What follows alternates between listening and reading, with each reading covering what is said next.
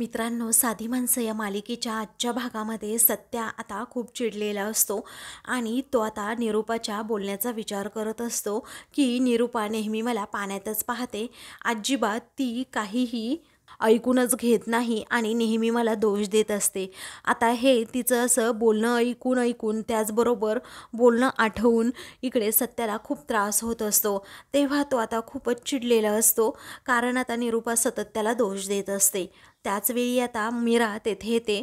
तेव्हा आता मीरा त्याच्यासमोर जाऊन उभी राहते खरे, परंतु सत्या आता रागातच म्हणतो, हे बघ धूमकेतू, तू अजिबात माझ्यापुढे येऊ नकोस आणि मला समजवायला काही जाऊ नकोस. तेव्हा ती म्हणते, मी तर तुम्हाला समजवायला अजिबात जाणारच नाही आणि तुम्हाला काही बोलणार सुद्धा नाही. तुम्ही एक काम करा, फक्त अगदी शांतपणे झोपा. तेव्हा तो आता जोरात हात आता बेडवर मारून घेतो आणि म्हणतो, झोप तर येत नाही, हा मोठा प्रॉब्लेम आहे. तो आता खूप मोठ्यानेच ओरडल्यामुळे आता मीरा म्हणते, जरा हळू. मग आता तो म्हणतो की मला आता खूप राग येतोय. त्याचवेळी आता मीरा म्हणते, मी म्हटलं ना तुम्हाला, सोडा आता, जाऊ द्या सगळं. मग त्यानंतर आता सत्या म्हणतो, एकतर त्या निरूपाने माझं डोकं फिरवलंय आणि त्याचबरोबर ती काही चुकीची बोलत नाहीये, कारण मला माझ्या बापाला कधीच हारू द्यायचं नाहीये. त्यामुळे माझ्या बापाबद्दल कुणी जर काही बोललं तर मला काय होतं ना ते मला माहीत नाही, परंतु जर वाईट वंगाळ जर माझ्या बापाविरोधात कुणी बोललं ना तर माझ्या तळपायाची आग मस्तकात जाते, एवढं नक्की. आणि मी कधीच माझ्या बापाविरोधात एक शब्दसुद्धा ऐकून घेणार नाही, कारण तो कुणाचंही मन कधी दुखवत नाही आणि कुणाला वाईट साईड बोलत सुद्धा नाही. मी कधीही कुणाचं बोलणं माझ्या बापाविरोधात ऐकून घेणार नाही. तेव्हा ती आता विचारते, कसं ऐकून घेता येत नाही तुम्हाला? तेव्हा तो रागातच मीराला म्हणतो, हे बघ, माझ्या बापाविरोधात जर कुणी वाईट वंगाळ बोललं तर मी सोडणार नाही, एका एकाची धुलाई करणारच. तेव्हा आता मीरा म्हणते, तुम्हाला कळत कसं नाही ते, तुमच्या रागाचा फायदा घेतायत. उलट आपण असं म्हणून ती एका क्षणी एकदम शांत राहते. तिच्या मनात आता वेगळंच काहीतरी येतं. तेव्हा तो आता विचारतो, आपण काय? मग आता ती म्हणते, एकदा मी सांगेल ते तुम्ही कराल का? तेव्हा सत्य विचारतो, काय करायचंय? त्यावेळी आता मीरा काहीतरी त्याला सांगत असते, तर तो अगदी शांतपणे ते तिचं बोलणं ऐकू लागतो. मग आता त्यानंतर ती आता म्हणते, आपण तुमच्याच या रागाचा उपयोग करून बाबांची पेन्शन्स मिळवायची. तेव्हा सत्याला सुद्धा मीराची ही कल्पना आता खूपच आवडलेली असते. तर दुसऱ्या दिवशी सत्य अजूनही सूर्य डोक्यावर येईपर्यंत गाढ झोपलेला असतो. तेव्हा मीरा आता तेथे त्याच्यासाठी चहा घेऊन येते आणि त्याच्याकडे पाहतच राहते. त्यानंतर मीरा एक गंमत करते. सत्याचा हात जरासा दुसरीकडे असतो म्हणून ती काय करते, चहाच्या कपातच त्याचं बोट बुडवते. मग आता सत्या उठतो आणि जोराजोरात आरडू लागतो. त्यावेळी तो आता कुणीतरी आहे म्हणून एक झापड लावणार असतो, पण समोर मीरा असते. तेव्हा मीरा आता इशारा करूनच विचारते, काय? तेव्हा ती म्हणते की हेच चालणार नाहीये. त्यावेळी तो आता म्हणतो, हे चालणार नाही म्हणजे? की अगं, हात आहे हा माझा, काही भाकर नाहीये भाजायला. मग आता मीरा चहाचा कप तेथे ठेवते आणि त्याला समजावू लागते की मला माहीत आहे, आपलं दुखलं खुपलं की आपल्याला खूप त्रास होतो, पण जे काही वाटतंय ना ते नेहमी आपण आपल्या मनातच ठेवायचं आणि चेहऱ्यावर अशी स्माईल आणायची, समजलं का? असं म्हणून ती त्याला हसायला सांगते. त्यानंतर आता ती त्याला म्हणते, आता आपल्याला काय शिकायचंय की अजिबात चिडायचं नाही म्हणून. मग आता तो म्हणतो की गरम गरम चहामध्ये असं बोट टाकून चटका दिल्यानंतर हसणं कितपत तुला पटतं? त्यावेळी ती म्हणते, सोपं तर नाहीये आणि अवघड सुद्धा नाहीये, कारण आज चहाचा चटका लागला आणि उद्या दुसरं काहीतरी होईल आणि मनाविरुद्ध काहीतरी होईल, राग येईल, तुमचं डोसकं फिरेल, पण काहीही झालं ना तरीही अजिबात कुणाला मारायचं नाही आणि वर चिडायचं सुद्धा नाही, कारण डोक्यावर बर्फ आणि जिभेवर साखर ही तुम्ही ठेवलीच पाहिजे. तेव्हा सत्याला आता मीराचं हे म्हणणं पटतं आणि तो आता तिच्याकडे पाहतच राहतो, कारण मीराने आता त्याला सांगितलेलं असतं की बाबांच्या पेन्शनमध्ये जो काही घोळ झालाय तो फक्त आणि फक्त आता तुम्हीच निस्तारू शकताय. आणि म्हणूनच तिने एक भन्नाट असा प्लॅन करून सत्याला बरोबर वठणीवर आणण्याचं ठरवलेलं असतं. यामुळे दोन गोष्टी साध्य होतील, एक म्हणजे बाबांची पेन्शन मिळेल आणि यांच्या रागावर थोडा का होईना कंट्रोल येईल. कारण लोक काय करतात, फक्त सत्याला उचकवण्याचा प्रयत्न करतात आणि मग तो नंतर वेड्यासारखं वागतो आणि हे मीराने आता पाहिलेलं असतं. त्यामुळेच ती म्हणते, आपल्याकडून अजिबात कोणतीही चूक होऊ द्यायची नाही. ती त्याला आता अशी समजावत असताना तो म्हणतो, नाही नाही, हे असं नाही होणार, कारण हे करणं खूप कठीण आहे धूमकेतू. तेव्हा आता मीरा म्हणते, तुम्ही तर आत्ता म्हणाला होतात ना की मी माझ्या बाबांसाठी काहीही करू शकतो, मग आता बघू तुम्ही काय काय करू शकताय. तेव्हा सत्या आता बरोबर मीराच्या शब्दात अडकतो आणि मग नंतर तिलाच तो समजावू लागतो, अगं पण हे कसं शक्य आहे, कारण आता एवढं शांत राहायचं म्हटल्यानंतर मला कसं जमेल. पुढे आता तो म्हणतो, तू मला जेव्हा चटका दिला तेव्हा किती जोरात माझा हात भाजला. त्यावेळी ती म्हणते की आम्हाला सुद्धा दररोज चटके असे बसतातच ना, पोळ्या करताना, भाजी करताना. तेव्हा आता ती म्हणते की चला तयार व्हा, कारण अशा परीक्षा पावलोपावली तुमची वाट पाहतायत. आता फक्त शांत राहा आणि राग आला तरी मनातच ठेवा आणि चेहऱ्यावर अजिबात असं टेन्शन येऊ द्यायचं नाही की राग सुद्धा. तुमच्याकडे जे लोक बघतायत ना त्यांना तुम्ही असं शांतच वाटले पाहिजे. आता पाहूया तुम्ही तुमच्या बाबांसाठी काय काय करता ते आणि शांत राहू शकता की नाही. तेव्हा सत्या हा एकदम विचार करत राहतो आणि मीराकडे पाहतच राहतो. त्यानंतर ती आता हसते आणि म्हणते, घ्या आता चहा पिऊन. तेव्हा आता मीरा जेव्हा तिथून जाते ना तेव्हा सत्या आता लगेच आपलं शर्ट असा उडवत म्हणतो, ही धूमकेतू समजते तरी कोण स्वतःला, पण मी सुद्धा सत्या दादा आहे. मी आता हे करून दाखवणारच, कारण काहीही झालं तरी, कुणीही अपमान केला, कुणी काहीही केलं तरी फक्त आणि फक्त चेहऱ्यावर अशी स्माईल आणणार. तेव्हा तो आता एकटाच हसण्याची प्रॅक्टिस करत असतो. त्यावेळी आता तो स्वतःवरच नंतर हसत असतो, कारण आता मीराने जे काही सांगितले, जे काही चॅलेंज केले त्याला ते आता पूर्ण करायचंच असतं. तर मीरा ही आता किचनमध्ये जाते आणि सर्वांसाठी नाश्त्याची तयारी करते. सुधाकर राव तेथे आता पेपर वाचत बसलेले असतात आणि म्हणतात, ए मीरा, अगं झाला का नाही नाश्ता, मला खूप भूक लागली आहे. मीरा म्हणते, हो बाबा झालं झालं, मी आलेच हा आता. मग आता निरूपा आणि रवी सुद्धा डायनिंग टेबलवर बसलेले असतात. तेव्हा सत्या आता आवरून बाहेर येतो. तर रवी आणि सत्या दोघेही गुड मॉर्निंग असं एकमेकांना म्हणतात. त्यानंतर आता निरूपा लगेच सुरू होते आणि म्हणते की दिवसा असा जर सुरू होता ना, कुणाकुणाची तोंड पाहिली तर दिवस ना खूप वंगाळ जातो. हे देवा, अशी कुणाचीही तोंड मला दाखवू नकोस रे, असं आता ती देवाकडे प्रार्थना करते. तेव्हा आता सत्या खूपच भडकतो आणि रागातच हात करून तिला विचारतो, काय ग, काय म्हणालीस काय तू, असं म्हणून तो खूपच चिडतो आणि नेहमीप्रमाणे निरूपाबरोबर भांडण करू लागतो. तेव्हा आता मीरा लगेच ते पोहे घेऊन तेथे येते आणि सत्याकडे पाहतच राहते. तेव्हा सत्याला आता समजतं आपल्याला भांडण करायचं नाही, आपल्याला फक्त आणि फक्त हसायचंय. आणि म्हणूनच एका क्षणी तो एकदम शांत राहतो आणि मीराकडे पाहतच राहतो. त्याला आता मीराचं बोलणं आठवतं की अशा ज्या परीक्षा आहेत ना त्या पावलोपावली तुमची वाट पाहत आहेत, कारण जरीही तुम्हाला राग आला ना तरीही तो राग कंट्रोल करायचा आणि नुसतं आपलं हसत बसायचं. आणि तुमच्याकडे पाहणाऱ्याला, प्रत्येक माणसाला असं शांत वाटलंच पाहिजे, कारण तुम्ही जर त्याला प्रत्युत्तर केलं नाही तर पुढचा सुद्धा बोलणार नाही. तुमच्या बाबांसाठी तुम्हाला एवढं करावंच लागेल, असं सत्याला आता चांगलाच कानमंत्र मीराने दिलेला असतो. त्यामुळे तो एकदम आता आपल्या बाबांसाठी गप्प राहतो. मग आता सत्य हा एका क्षणातच निरूपाकडे पाहून हसू लागतो. तेव्हा निरूपा तर आश्चर्यचकितच होते, कारण आता सत्याने प्रत्युत्तर का केलं नाही, तो माझ्याकडे पाहून का हसतोय, असं निरूपाला वाटतं. त्यानंतर मीरासुद्धा गालात हसते आणि सत्यासाठी पोहे घेऊन येते. त्यावेळी आता काय झालं असं आता निरूपा त्याला विचारते, माझ्याकडे पाहून तू असा का हसतोस, तुला काही बोलायचंय का. मग आता तरीही सत्या तिचं काहीच बोलणं ऐकत नाही. तो फक्त आणि फक्त तिच्याकडे असा एकटक पाहतो आणि खूप मोठी अशी स्माईल देत असतो. तर आता सर्वांनाच प्रश्न पडतो की सत्याचं नक्की चाललंय काय. तेव्हा सत्या अजूनही काही बोलत नाही, नुसता हसतच राहतो. ते पाहून तुझी दातखिळी बसलीये का रे, असं आता निरूपा विचारते. हा सुधाकर राव म्हणतात की सत्या, अरे जाऊ देत, नको तिच्याकडे लक्ष देऊ. आणि निरूपालाही म्हणतात की तू सुद्धा आता गप्पच बस. तर आता काही वेळाने हा सत्या पोहे खाऊन पाहतो, तर तो आता मीराकडे पाहत राहतो, कारण फक्त सत्याला दिलेले पोहे हे बेचव असतात. तेव्हा सर्वजण मात्र आनंदाने ते पोहे खात असतात. त्यावेळी आता सत्या जरा रागातच मीराकडे पाहतो, कारण त्याला ते पोहे आजचे आवडलेले नसतात. मग आता मीरा त्याच्याकडे हसत पाहते, तेव्हा तो सुद्धा आता हसतो. मुद्दामहून आता मीरा ही बाबांना विचारते, पोहे कसे झाले आहेत बाबा. मग आता ते म्हणतात, खूप छान झाले आहेत पोहे. त्यावेळी आता हो ना असं रवी म्हणतो, कारण वहिनी अगं तुझं कुकिंग स्किल एवढं छान आहे ना, की पोह्यांवरून जज करता येतं की माणूस कसा आहे.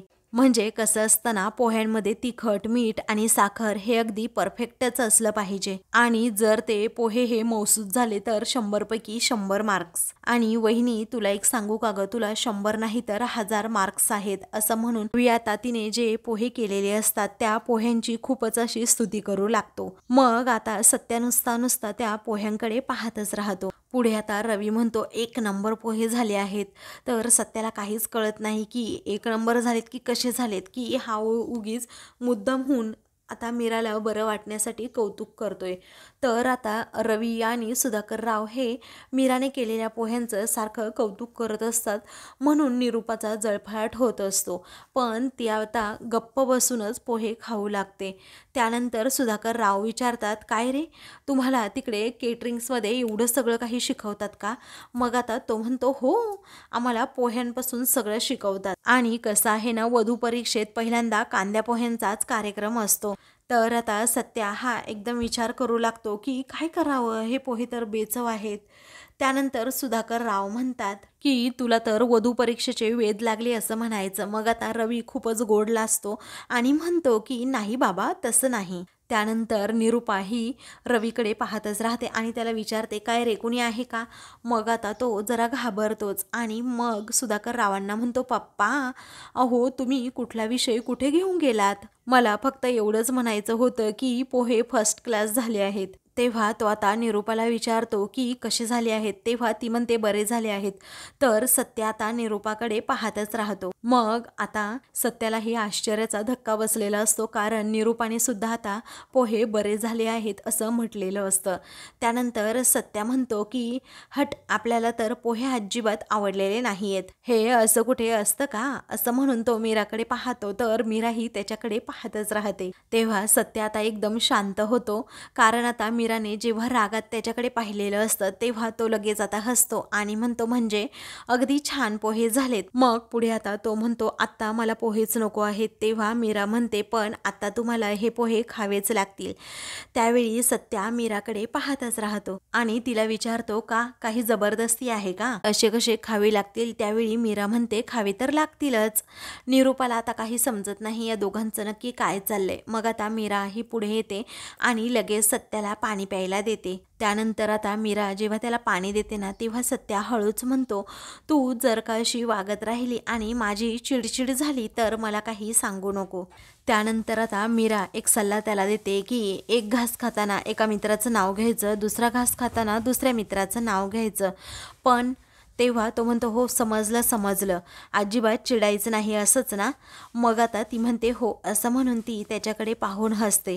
त्यानंतर निरूपाला काय खुरखुरी येते, तेव्हा ती आता पुन्हा त्या पेन्शनचा विषय काढते आणि म्हणते की पुढची तारीख कधी मिळाली आहे, त्या पेन्शनचं काय नक्की आहे ते मला सांगा अगोदर, कधी मिळणार आहे ते.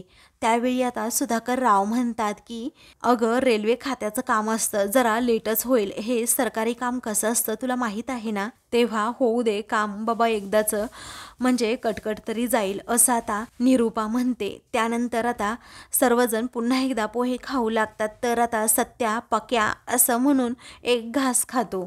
तेव्हा सर्वजण पुन्हा एकदा सत्याकडे पाहू लागतात की पोहे खाताना हा पक्याचं नाव का घेतोय. मग आता सत्या सगळ्यांकडे पाहून हसतो आणि म्हणतो की तुम्ही असं बघू नका, कारण मला पक्याचा फोन येत म्हणून मला त्याचं नाव आत्ता आठवलं. तर आता सर्वजण पुन्हा एकदा त्याच्याकडे दुर्लक्ष करतात. तर आता सत्याला दुसरा घास खायचा असतो, तेव्हा तो दुसऱ्या मित्राचं म्हणजे आण्याचं नाव घेतो आणि मग तो दुसरा घास खातो. तर मीरा आता त्याच्यावर खूप हसते. त्यानंतर आता मीरा ही तेथून जाते. तर आता सत्या तिसरा घास खाऊन रावल्याचं नाव घेतो. त्यानंतर मीरा आता किचनमध्ये जाते आणि तेथून मीठ घेते. इकडे आता सत्या अजून मित्रांची नावं घेऊन पोहे खात असतो. त्यावेळी सर्वजण आश्चर्याने पुन्हा एकदा त्याच्याकडे पाहू लागतात. त्यानंतर सत्या आता पाणी प्यायला जातो. तर मीरा पटकन त्याच्या पोह्यांमध्ये मीठ टाकते. त्याला समजतसुद्धा नाही. तर काही वेळाने सत्या पुन्हा एकदा पोहे खाऊन पाहतो तर त्याला ते पोहे चविष्ट लागतात, त्यामुळे तो आता मीराकडे पाहतच राहतो. त्यानंतर निरूपा आता सुधाकर रावांना हळूच म्हणते, या पनवतीला आणि अतिपनवतीला अजिबात पुढच्या तारखेला घेऊन जाऊ नका, कारण उगीच काही पण नाट लागते. पुढच्या वेळी मी आणि रवी येतो, म्हणजे तुमचं काम होईल आणि तुमची पेन्शनसुद्धा सुरू होईल. तेव्हा सत्या मीराकडे आता पोहे चविष्ट झाले म्हणून पाहतच राहतो. मग त्यानंतर आता मीरा खूपच गोड लाजते. काही वेळानंतर आता मीरा विचारते, काय हो तुम्ही एक काम करा ना, तुम्ही मला माझ्या आईकडे घेऊन जाणार का? तेव्हा तो म्हणतो, हो घेऊन तर जाईल, परंतु बोहणी करावी लागेल. ती म्हणते, हो करेल ना मी तुमची बोहणी. मग आता निरूपा म्हणते, अजिबात नाही, हे बघ हे पोरी, घरात थांबायचं, अजिबात बाहेर कुठे जायचं नाही आणि घरातलं काम भरपूर आहे त्यामुळे घरातच थांब.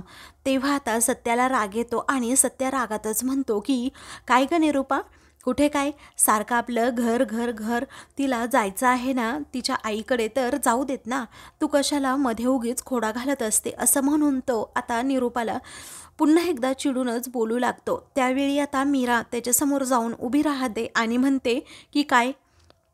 तेव्हा आता सत्या एकदम शांत होऊन जातो आणि म्हणतो की काही नाही अगं निरूपा, मीराने ना सकाळीच बुकिंग केलं होतं माझ्या गाडीचं आणि तिचं ऑलरेडी ठरलं होतं, त्यामुळे तू तुझं बघ ना आता आणि तू तुझी जा ना, तुला कुठे जायचं असेल तिकडे, तिच्या आईकडे जायचंय तर जाऊ देत, असं म्हणून तो तिला गप्प करतो. त्यावेळी आता सत्या मीराकडे पाहतच राहतो, कारण आता त्याने स्वतःहून अगदी हसूनच वेळ मारून नेलेली असते आणि खरंच मीरामुळे आता तो खूप सुधारलेला असतो. तेवढ्यातच निरूपाला आता फोन येतो. त्यावेळी ती फोन न उचलता सत्या मीराकडे पाहते. तेव्हा सुधाकर राव विचारतात, अगं काय चाललंय काय तुझं, बघ ना समोर कुणाचा फोन आलाय. तेव्हा आता ती म्हणते, एवढा काही महत्वाचा फोन नव्हता. तर आता सुजित कुमारचा आलेला फोन पाहून आता निरूपा लगेच फोनच लपवते, कारण तिला माहीत असतं जर कुणी नाव पाहिलं तर खूप मोठा गोंधळ होईल. त्यानंतर सत्या आणि मीरा हे दोघेही आता बाहेर जायला निघतात. तेव्हा सत्या स्वतः आता गाडीचं दार उघडतो आणि मीराला बसायला सांगतो. तेव्हा मीरा आता गाडीत बसते. तेव्हा आता सत्या हा खूपच आनंदाने गाडी चालवणार असतो, तर मीरा म्हणते की गाडी तर छान आहे हा तुमची आणि एकदम चमकते सुद्धा आहे. तेव्हा तो म्हणतो, विषय आहे का, आहेच माझी गाडी जगात भारी. ती आता म्हणते, हो ते तर आहेच, परंतु जरा जास्त गाडी चमकतीये असं वाटत नाही का? तेव्हा तो म्हणतो, हो जरा जास्तच चमकतीये आणि चमकणारच, कारण ज्या माणसाने गाडी बनवली आहे तो माणूस सुद्धा असाच चमकतो. त्यावेळी मीरा विचारते, हो का, नेमका कोणता माणसाबद्दल बोलताय? तेव्हा सत्या आता तिच्याकडे पाहत हसतो आणि म्हणतो, आहे एक माणूस. मग आता ती म्हणते, असेल पण आहे कोण तो माणूस? मीराला असं वाटत असतं की याने माझं नाव घ्यावं. मग आता तो विचारतो की सांगू का नाव? ती म्हणते, हो सांगा की. मग आता तो म्हणतो की माझी बायको आहे ना, तिनेच ही गाडी चमकवली आहे, कारण तिचं कसं आहे, तिने का एकदा एक विषय डोक्यात घेतला की त्याचा तुकडाच पाडते, एकदम हार्ड विषय असतो तिचा. तेव्हा तो विचारतो की बरं निघायचं का मॅडम? मग आता ती म्हणते, हो चला की. आता दोघेही आनंदाने पुढे जाऊ लागतात. मग आता ती म्हणते की मला तुमच्या बायकोचं कौतुक सुद्धा सांगा हा. मग आता तो म्हणतो, हो सांगणारच, कारण माझी बायकोच तेवढी गुणाची आहे. तेव्हा ते दोघेही आता सीट बेल्ट लावत असतात आणि एकमेकांकडे पाहतच राहतात. त्यानंतर आता तो विचारतो, मग कशी वाटली माझी डार्लिंग? तेव्हा ती म्हणते, डार्लिंग कोण, बायको का? अहो बायकोला तुम्ही डार्लिंग म्हणता का? तेव्हा सत्या खूपच गोड लाजतो. मग आता तो म्हणतो, बायको न बनवलेल्या गाडीला मी डार्लिंग म्हणतोय. तेव्हा ती आता म्हणते, हो चमकायला वगैरे ते ठीक आहे, पण तुमची डार्लिंग जरा खटाराच आहे. तेव्हा सत्याला खूपच वाईट वाटतं, कारण त्याच्या गाडीला तिने खटारा म्हटलेलं असतं. तेव्हा तो आता रागातच तिच्याकडे पाहतो, तर ती आता त्याच्याकडे पाहून हसते. तर आता मित्रांनो, पुढील भागामध्ये मीरा ही सत्याला म्हणते, तुमच्या गाडीत बसण्यापेक्षा मी जर हातगाडीत बसले असते तर बरं झालं असतं. तेव्हा रागातच आता सत्या म्हणतो, हे बघ धूमकेतू. मग आता असं म्हणून तो गप्प बसतो. तर मीरा अजूनच गाडीला नावं ठेवू लागते आणि म्हणते, हे दरवाजे पण बघा ना कसे आहेत, ते तर एकदम असे तुटून जातील. तेव्हा सत्या आता पटकन ब्रेक मारतो आणि गाडी थांबवत म्हणतो, तुझं खूप ऐकून घेतलं हा धूमकेतू मी, तू आताच्या आता खाली उतर आणि जा रिक्षा करून. मग आता मीरा म्हणते की उद्या ते तुमचे बाबांचे साहेब आहेत ना, उद्या तुम्हाला थिजवायला अजून जर काही बोलले तर तुम्ही असाच रागराग करणार का? त्यानंतर आता सत्या विचार करतच राहतो. काही वेळानंतर तो आता तिला लक्ष्मीजवळ सोडतो आणि म्हणतो, बरं मी येऊ का? मग आता ती म्हणते, आपलं काय ठरलंय माहीत आहे ना? तो म्हणतो, हो काय ठरलंय ते मला चांगल्या प्रकारे माहीत आहे. मग त्यानंतर काय ठरलंय काय तुमच्या दोघांचं? असं आता लक्ष्मी विचारते. तेव्हा आता मीरा म्हणते, काही नाही, मी त्यांना एक परीक्षा द्यायला सांगितली आहे आणि ती परीक्षा त्यांना आता उत्तीर्ण करायची आहे. मग आता त्या दोघीही विचार करत राहतात नक्की कोणती ही परीक्षा असेल. अशाच मालिकेंचे पुढील भाग पाहण्यासाठी चॅनलला सबस्क्राईब करा.